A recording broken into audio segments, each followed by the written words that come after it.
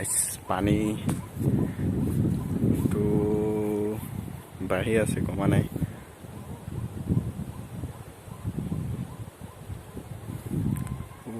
তো ঘৰ দেখিছেনে? ঘৰ ডুবি গৈছে, এই ঢকিলে দেখাই যায়।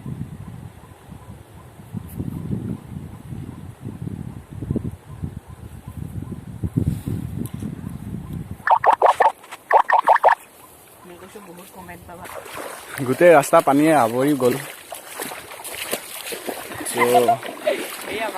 মানুহ পৰি গৈছে পানীৰ ৰাস্তাত।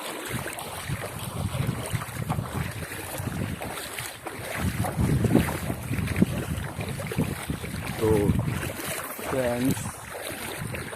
পানীটো কমাই নাই, পানী বাঢ়ি আছে, আপোনালোকে দেখিবলৈ পাইছে নিশ্চয়।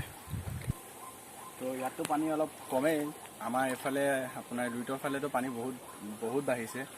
চ' কাইলৈ মানে হয়তো তাত গৈও দেখাম এপাক কিমান পানী হৈছে আমাৰ ইয়াত।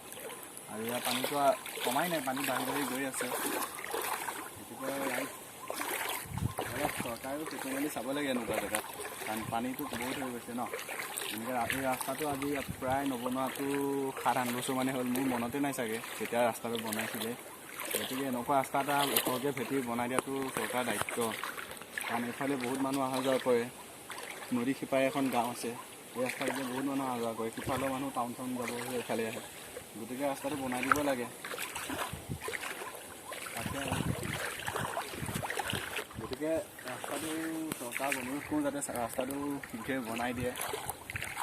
আৰু লকডাউনৰ সমস্যা, মানুহ বহুত দুখত বহুত কষ্টত আছে। গতিকে এনেকৈ যদি পানী একেৰাহে হৈ থাকে,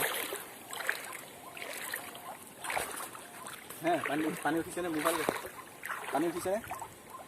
অলপ পানী ফালো দেখাই দিম, ষ্টাৰ্ট কৰা। যদি এনেকৈ পানী হৈ থাকে তেতিয়াহ'লে ৰাইজ বহুত কষ্ট হৈ যাব মানুহৰ। লকডাউনৰ সমস্যা, প্ৰায় মানুহৰ ঘৰতো খাবলৈ ভালকৈ এসাঁজো পোৱা নাই চাগে। গতিকে এনেকৈ যদি পানী উঠিয়ে থাকে তেনেকৈতো হয়তো আৰু 1.5-2 ঘণ্টাৰ ভিতৰত মানুহৰ ঘৰ পাই যাব পানী। গতিকে চৰকাৰক এটা অনুৰোধ কৰোঁ যাতে অলপ চাই চকু মেলি, কাৰণ এনেকৈতো হ'লে নহ'ব ন। পানী এনেকৈ হৈ থাকিলে মানুহৰ খাব কি, কৰিব কি, ক'ত থাকিব। গতিকে তাকেই অনুৰোধ কৰিলোঁ চৰকাৰক যাতে ৰাস্তাটো সোনকালে বনাই দিয়ে। আৰু যদি ভিডিঅ'টো ভাল লাগিল, like, comment, share and subscribe কৰিব। তো গাইছ আজিলৈ ল'লোঁ বাই। চ' আজিলৈ লৈছোঁ বাই। অহা কাইলৈ মই আৰু এঠাইলৈ যাম, তাত আপোনালোকক পানী দেখাম কিমান। তো ভিডিঅ'টো ইমানতে সামৰণি মাৰিলোঁ, বাই।